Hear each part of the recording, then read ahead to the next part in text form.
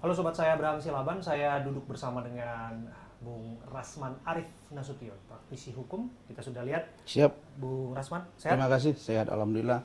Terima kasih sudah datang ke kediaman saya, rumah yang kecil ini, Adinda. Kami juga berterima kasih sudah bergabung. Siap. Bung Rasman. Untuk iNews on call. Thank you, Bung Rasman. Siap. Bung Rasman, kalau kita lihat pra-peradilan Peggy Setiawan akhirnya berjalan. Dan ini adalah pertaruhan bagi Peggy Setiawan. Iya. Kemudian dirinya membuktikan bahwa ia tidak bersalah Ya. dalam kasus Peggy. Kita sudah lihat bagaimana rangkaian permohonan yang disampaikan oleh kuasa hukumnya yang mengatakan bahwa tidak ada bukti yang cukup. Bahkan mereka meminta segera dibebaskan Peggy Setiawan. Komentar Anda? Baik. Terima kasih, alhamdulillah. Saya barusan tadi mengikuti secara cermat semua materi gugatan yang disampaikan oleh beberapa pengacaranya yang dibacakan secara bergantian. Tapi yang saya tarik kesimpulan bahwa mereka fokus pada error in persona. Artinya ada kesalahan penangkapan, baik orang, baik nama, Betul. baik tempat dan lain-lain. Bahwa Peggy Setiawan ditangkap sekarang Yes. bukanlah Peggy alias Peron. Ya, menurut saya kalau mereka berkutat pada itu, rasa-rasanya kurang dalam. Karena penetapan tersangka itu punya bukti yang banyak. Keyakinan saya dari pihak penyidik. Kan gitu. Nah, karena itu kalau mencermati tadi, kemudian penekanan-penekanan bahasa, substansi, kok kayaknya mudah dipatahkan oleh pihak penjawab dalam hal ini tergugat atau termohon. Oke, Yaitu sebelum- dari Kibitkum Polda Jawa Barat. Sebelum jauh, Bung Rasman, Anda sebutkan bukti yang banyak. Kalau kita lihat kan yang tersiar di publik sampai per hari ini adalah ditunjukkan ada foto, Ya. ditunjukkan ada ijazah dan lain sebagainya. Iya. Tapi lagi dan lagi secara saintifik kita juga patut untuk mempertanyakannya apa relasinya dengan kemudian keterlibatan Peggy terhadap kematian dan dugaan perkosaan Vina. Yang saya dapat info, polisi setidak-tidaknya punya 5 alat bukti. 5. Ya. KUHAP mengatur 5 bukti. 1, keterangan saksi, keterangan ahli, kemudian surat, petunjuk, dan keterangan terdakwa. Dari Polda Jabar, info yang saya dapat, mereka punya 5 alat bukti. Padahal syaratnya cuma 2. Nah, salah satu bukti yang kuat adalah dalam di luar silent evidence atau suti surat atau dokumen evidence, tapi juga adalah speak evidence atau direct evidence. Apa itu? Saksi yang berbicara dari 70 saksi yang diperiksa terkait dengan siapa ini Peggy. 17 mengatakan itu adalah Peggy Setiawan alias Peggy Peron. Oh ya? Ya, Siapa itu 17 orang itu? yang diperiksa itu. Tentu saya nggak bisa buka siapa. Tapi 17 orang itu, informasi yang saya dapat, itu mengatakan itu adalah Peggy Setiawan alias Peggy Peron. Plus dari mereka yang ditahan sekarang, yang terpidana ini, 5 mengatakan bukan Peggy, 1 mengatakan itu adalah Peggy Setiawan. Kita jangan lupa, dalam teori ilmu hukum, tidak berarti banyaknya orang Betul. yang mengatakan bahwa si Peggy Setiawan bukan Peggy Setiawan. Betul. 1000 pun orang yang berbicara pada satu objek, maka nilainya cuma 1. Kualitasnya 1. Nah, untuk kebenaran itu nanti diuji kalau dia terkait dengan penetapan tersangka. Oke. Benar tidak sebagai penetapan tersangka? Saya kok nggak dengar mereka juga persoalkan di luar tersangka. Kan objek perapit itu kan bukan tersangka saja. Penahanan, penyitaan. Tadi kan dipersoalkan sebetulnya. Iya, tapi tidak dalam. Mereka lebih pada error in persona, orangnya. Oke. Nah, Dari situ kan sebetulnya kan harusnya dengan mudah kalau memang Peggy Peron mereka yakini bukanlah Peggy Setiawan, seharusnya yang namanya penyitaan 2 sepeda motor itu, kemudian juga penahanan tidak mesti dilakukan. begini, 2016 polisi datang menggeledah rumah Peggy. Kan begitu ya? Betul. Lalu kemudian ditanya, di mana Peggy? Ibunya Peggy, Bu Kartini, mengatakan bahwa Peggy ada di Bandung. Oke? Dalam konstruksi berpikir penyidik, boleh saja. Pada waktu itu mereka berpikir bahwa dengan sudah ditangkap 8 orang, lalu ada 3 yang masih DPO, lalu kemudian jaksa menganggap, maaf ya, jaksa menganggap karena ini penyidikan, kemudian pemberkasan P21 kepada jaksa, itu dilakukan eksaminasi, pemeriksaan berkas, penuntutan dan penyidikan. Nah, karena itu mungkin jaksa menganggap ini sudah realistis, mereka nyatakan lengkap dan disidangkan. Tidak harus menunggu yang 3 lagi, kira-kira begitu. Nah, karena itu hakim juga ketika melakukan proses persidangan, mereka lihat di situ ada berbulan-bulan yang diperiksa itu saja dan pengakuannya memang mereka melakukannya berdasarkan bukti-bukti yang ditampilkan, lalu kemudian divonis. Nah, yang 3 ini menjadi hutang memang. Hutang, tetapi apa yang salah? Ya kita harus, saya sebagai praktisi hukum yang intelek, profesional, saya tidak boleh juga tidak berpikir cerdas dan independen. Mungkin di sini kekeliruannya pada waktu itu. Penyidiknya harusnya setelah keluar putusan itu mereka kejar yang 3 lagi. Tapi mungkin ada sesuatu, ada kegiatan lain yang lebih urgent sehingga mereka melupakan. Bisa juga mungkin keluarga pelapor.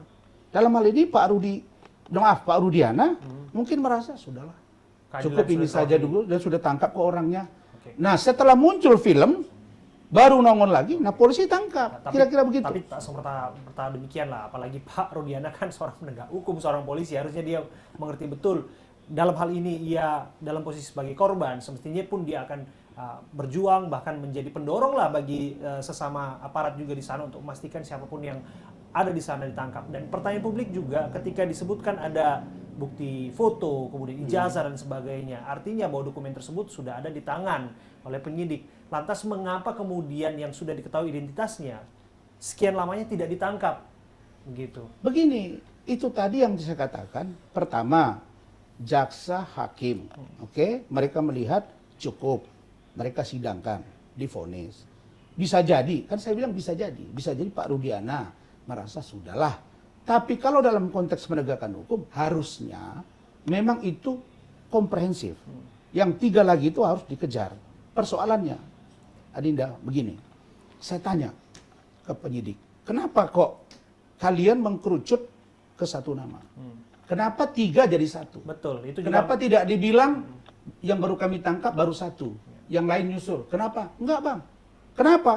Karena kami sudah mencari data yang faktual, memverifikasi, dan kekuatan petunjuk justru datang dari mereka yang sekarang ditahan.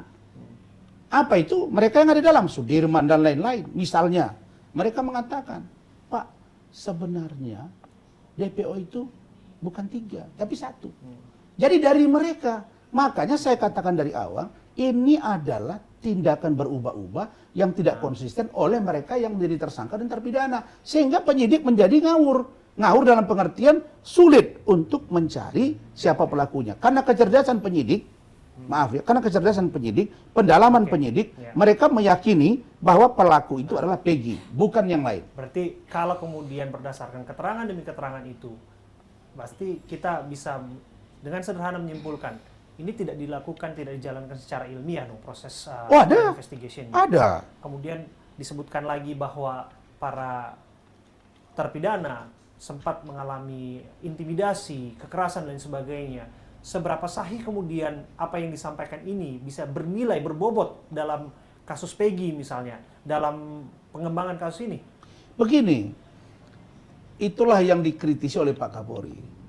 Kenapa tidak dilakukan Scientific Crime Investigation? Ya kan? SCI. Tetapi jangan lupa, tanpa SCI pun bisa. Bahwa ada juga di situ visum. Bahwa ada juga keterangan surat, petunjuk, ada juga keterangan saksi. Data itu, saya katakan tadi, data itu cukup untuk menjadi bukti dibawa ke jaksa dan dipersidangkan. Jadi tidak menjadi hambatan, faktor itu hanya saja untuk memperkuat supaya jangan muncul asumsi negatif seperti sekarang, harusnya itu dilakukan. Sebelum jauh soal visum et repertum, disampaikan juga dari kuasa hukum Peggy Setiawan bahwa dalam visum et repertum disebutkan bahwa ada luka-luka yang dialami oleh korban anak Vina, kemudian juga ada temuan, mohon maaf ya, sperma di dalam kemaluan. Yes. Tapi di sana tidak disebutkan adanya identitas dari Peggy Setiawan yang mana disebutkan Peggy Setiawan juga turut melakukan kekerasan, bahkan diduga melakukan perkosaan terhadap korban anak Vina. Apakah kemudian hal itu tidak cukup menguatkan publik bahwa jangan-jangan benar ini bahwa Peggy Setiawan bukanlah Peggy Peron? Enggak, kan sudah saya katakan tadi. 17 orang yang diperiksa jadi yang 70 orang itu, 17 mengatakan Peggy Setiawan. Berarti hanya berdasar kesaksian? Tidak. Visum et repertum tidak begini. Itulah yang diterangkan Pak Suroto klien saya. Apa itu? Pertama, dulu kan berubah-ubah ini TKP-nya. Fakta yang sebenarnya 3 TKP. TKP pertama sebelum flyover. Persis di ingin pendakian, mau pendakian. Yang kedua kebun kosong, depan SMP 11. Yang ketiga di tengah flyover. Okay. Orang pertama yang menemukan Vina dan Eki adalah Pak Suroto. Saat itu dia sedang nongkrong di Polsek Talun bersama 2 orang polisi. Saya tanya, Pak, yang Bapak lihat apa? Saya lihat mukanya berdarah. Tidak dikenalin lagi wajahnya si Eki. Sedangkan si Vina masih minta tolong. Lalu saya tanya, apa yang terjadi dengan fisik dia? Pak, celananya, Pak. Celana dalamnya itu molor. Dan kelihatan memang sudah. Tapi dia tidak melihat malam itu. Dia tidak menduga kalau ini ada pembunuhan. Sebab dia melihat dan ada orang yang menyampaikan ini kecelakaan lalu lintas. Ya, saya pun sudah wawancari Suroto. Iya betul, saya sudah lihat itu. Dan dia pun tidak mengakui bahwa ia melihat Peggy di sana atau tidak melihat orang-orang yang dimaksudkan di sana yang terlibat dalam kasus pembunuhan dan sebagainya. Betul, karena dia mendapat informasi dari seseorang yang lewat depan Polsek Talun. Okay. Pak, ini ada kecelakaan, dia kejar itu. Tapi belakangan, nah ini yang tidak didalami.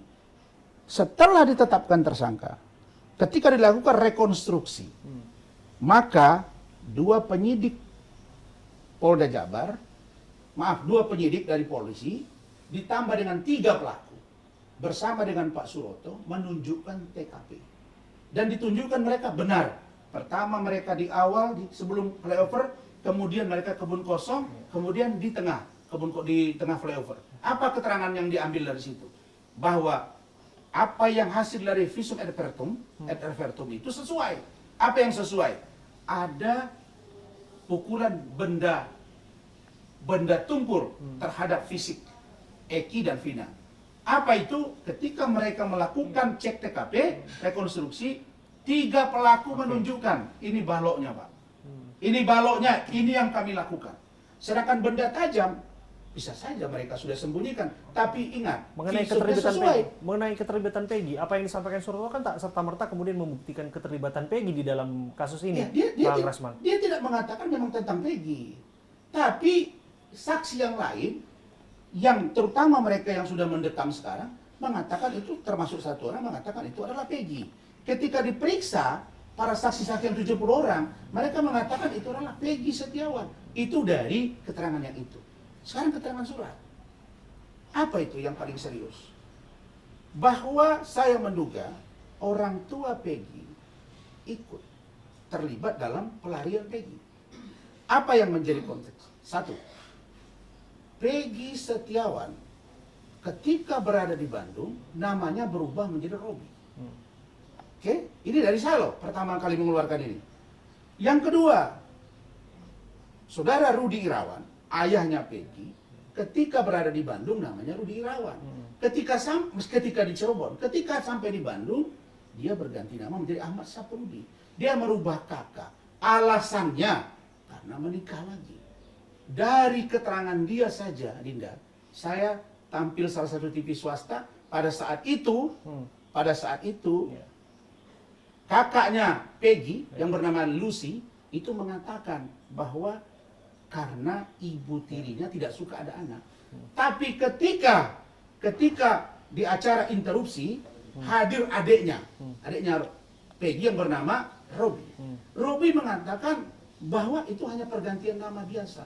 Dari sini saja ada perbedaan. Maksud saya, baik ayah Peggy, baik Pak Rudi, saya mencurigai dari perubahan identitas ini adalah upaya untuk menutupi bahwa Peggy diduga adalah pelaku dari kejahatan ini.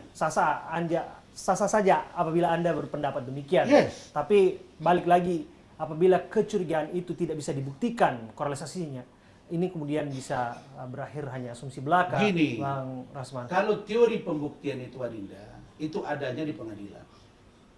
Ada di pengadilan.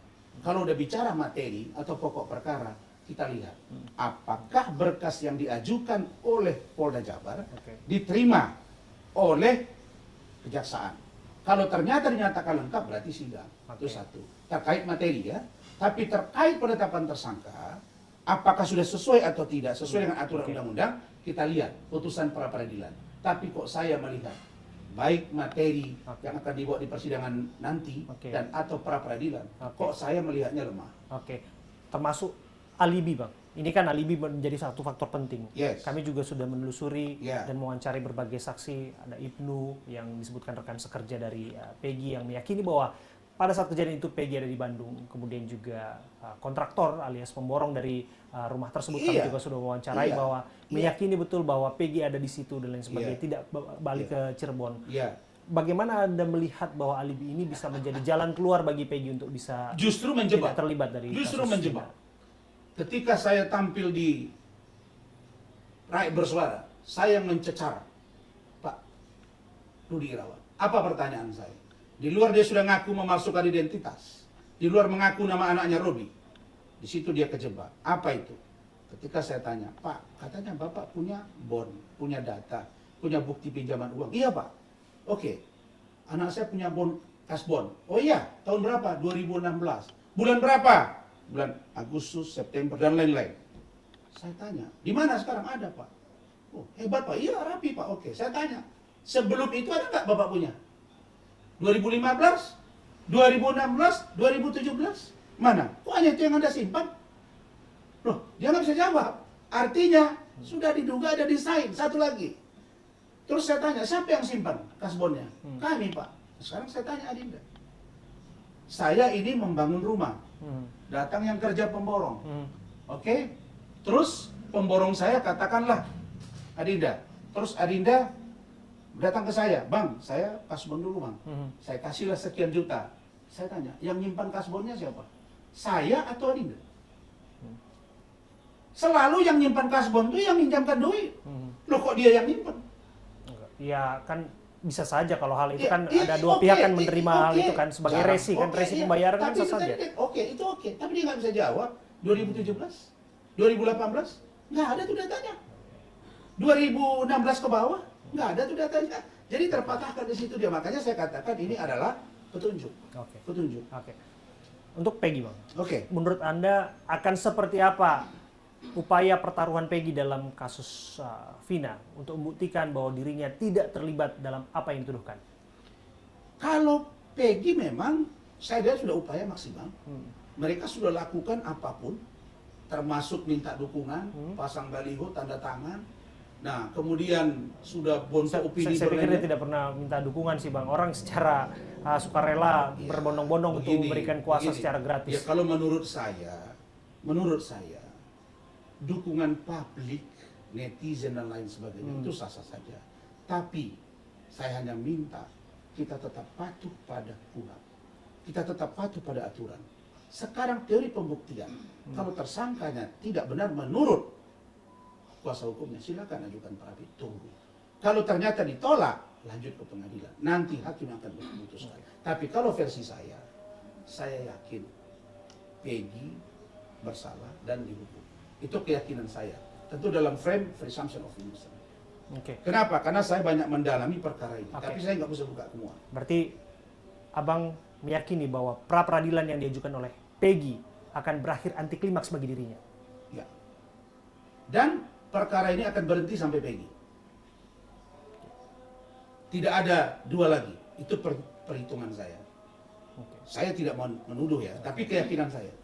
Karena ini pertaruhan juga buat saya, Dinda.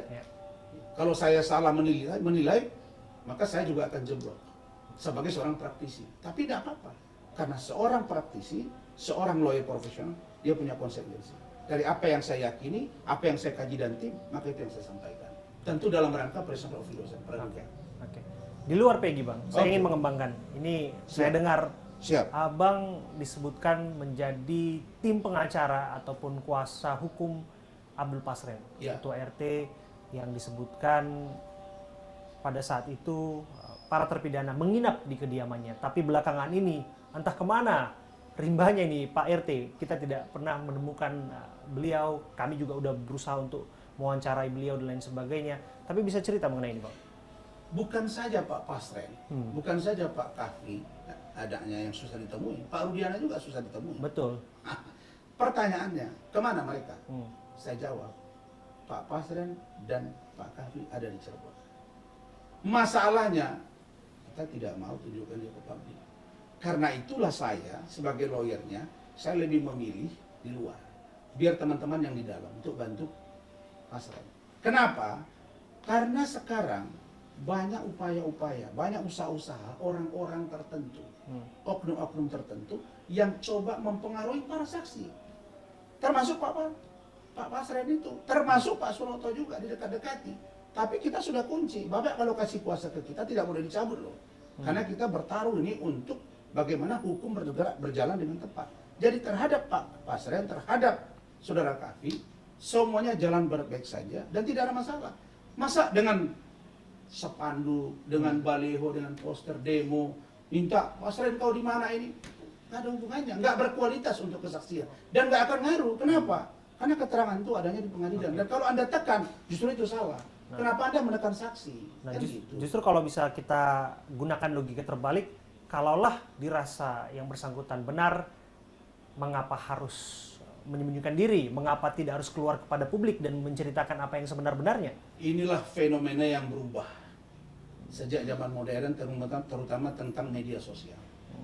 Jangankan Pak Pasren, jangankan Kafi, jangankan Pak Suroto, Yosi Ahdian yang jelas dia pengacaranya saja dibilang nggak pengacara. Jangankan dia, saya saja dibully. Konteks kekinian adalah penghakiman orang versi media dan masyarakat sangat berpengaruh pada fisik dan pikiran orang. Jadi Anda Karena ingin mengatakan itu, Pak Pasren saya tidak ingin muncul katakan, karena dia tidak mau dibully? Yes, tidak ingin ada dapat tekanan. Karena dia tidak kuat mentalnya seperti kita. Kalau kita mau tiap hari nggak ada masalah. Karena itulah fenomena. Tapi yang harus saya katakan, apapun tekanan media sosial, apakah tekanan netizen atau orang di luar sana, tidak pernah merubah KUHP dan tidak akan pernah merubah pendirian para penyidik. Dan itu yang saya minta. Hukum, rule of law, equal terhadap semua. Abang seorang praktisi hukum, seorang lawyer, Yes. dan itu merupakan entitas penegak hukum, kan? Yes. Yang saya yakin betul, kalaulah memang ada sumbangsi di dalamnya untuk menegakkan kebenaran dan keadilan harus dilakukan dan wajib Yeah. dilakukan itu. Yeah. Nah, kalaulah kemudian kesaksian Pasren ini bisa memberikan titik terang bagi publik tentang apa sesungguhnya yang terjadi, mengungkap kebenaran yang kita tanya-tanya tentang apa yang terjadi 8 tahun silam. Kenapa tidak keluar saja, Bang? Kenapa tidak memberikan dan mendorong yang bersangkutan untuk menyampaikan yang sesungguhnya versi yang beliau yakini dan beliau yakini bahwa itu betul-betul terjadi begitu. Lantas ketika saat ini malah berdiam diri, menjauhkan diri dari publik dan sebagainya, justru semakin banyak yang membulinya, semakin banyak yang tidak menemukan kebenaran bahkan keadilan. Ya, kami berpikir sebaliknya. Kalau dia tampil, justru dia akan kesulitan. Pertanyaan akan datang kiri dan kanan. Ingat, dia telah memberi kesaksian di pengadilan. Jangan sampai dia seperti Liga Akbar. Bersidang di pengadilan, memberi keterangan di bawah sumpah, lalu kemudian sekarang dipanggil oleh polisi. Dibilang kami nggak ngerti kenapa dipanggil. Maka saya bilang, para pengacara, adik-adikku, sahabat-sahabatku, janganlah sampai Anda membela orang, Anda gotong-gotong ini klien, untuk Anda pamer-pamer masuk TV, tapi konsekuensinya pada klien Anda. Kasihan dia. Makanya saya katakan, sekarang kalau Pak Pasren berani merubah keterangan dia, sementara dia sudah memberi penjelasan di bawah sumpah, dan itu ancaman hukumannya 9 tahun, konsekuensi terlalu berat. Maka menjadi kewajiban hukum sebagai lawyer profesional, kita kepada Pak Pasren menyarankan untuk beliau, jangan bicara apapun, sampai nanti kasus ini sampai di pengadilan. Kalau hakim menganggap penting Pasren dihadirkan, silakan dia datang ke pengadilan. Tapi kalau dia nanti bicara, ditekan, salah ngomong, bias kemana-mana. Karena ini adalah atensi rakyat dan presiden, termasuk Pak Kapolri. Maka saya tidak sepakat ada tim pencari fakta. Akan lebih gentle cara-cara seperti Adinda Abraham ini. Ini lebih mengusut, lebih kena, dan dapat dipertanggungjawabkan statementnya, terukur. Tidak dengan cara-cara yang barbar. Itu tuh. Oke. Bang, terakhir ya Bang, ada satu yang Siap. terlewat mengenai keterlibatan Peggy tadi. Keterlibatan Peggy Yes. ini kan diungkap oleh kesaksian yang namanya Aep. Ya. Nah, Aep ini disebutkan melihat Peggy dan mengetahui wajah dan identitas Peggy saat kejadian. Dan kini pun Aep justru juga semacam kelihatan. tidak kelihatan dan hilang di Iya. permukaan bumi. Banyak yang meragukan kesaksian Aep, bahkan saya pun Bang ya, Iya. saya sudah telusuri di sana dan saya juga mempertanyakan ketika dia disebutkan ke warung membeli kopi dan kemudian melihat ada aktivitas pelemparan Iya. dan sebagainya, ya cukup jauh secara Jarak jangkauan, sekian meter, secara jarak jarak dan sekian sebagainya, meter. dan keterangan dan lain sebagainya yang justru kemudian membuat orang tidak percaya. Komentar Anda? Aib baik-baik saja. Saya sudah tanya penyidik. Dia ada di Bandung. Tidak ada masalah. Kalau diperlukan di pengadilan dia akan tampil. Semua saksi yang memberi keterangan kepada penyidik terkait dengan Peggy dan 8 terpidana termasuk Saka Tatal, pada waktunya kalau diperlukan oleh pengadilan dan penyidik mereka akan tampil. Jadi tidak ada yang ditutup-tutupi, tidak ada, hanya semata-mata menjaga supaya mereka tidak diintervensi. Jangankan sikap polisi atau kita, Farhad aja dia bilang saksi dia simpan sekarang di Bogor sana, takut diintervensi. Itu saja. Jadi pesan saya, ini pertaruhan tentang bagaimana hukum tegak atau tidak. Karena itu majelis hakim ke depan tolong periksa dengan benar. Kalau ada koreksi kita setuju, eksaminasi, lakukan semuanya, periksa putusannya atau tadi pra adjudikasi maksud saya. Kita uji, diperiksa dan lain-lain sebagainya ketika penuntutan dan ketika penyidikan. Ada pra adjudikasi, ada eksaminasi, ada scientific crime investigation. Hanya untuk melengkapi. Ingat, tidak adanya scientific crime investigation bukan berarti tidak lanjut perkara. Karena itu bagian dari pendukung. Hanya yang disampaikan Pak Kapolri, perlu itu ke depan, yes, kita sepakat. Supaya ke depan, kalau bahasa kita, kulluhum ajmain. Bahasa karunya lengkap klina. Lengkap seluruhnya sehingga komprehensif. Oke. Terima kasih. Thank you. Rasman Arif Nasution, praktisi hukum sudah berbincang bersama kami. Saya Abraham Silaban di AB+.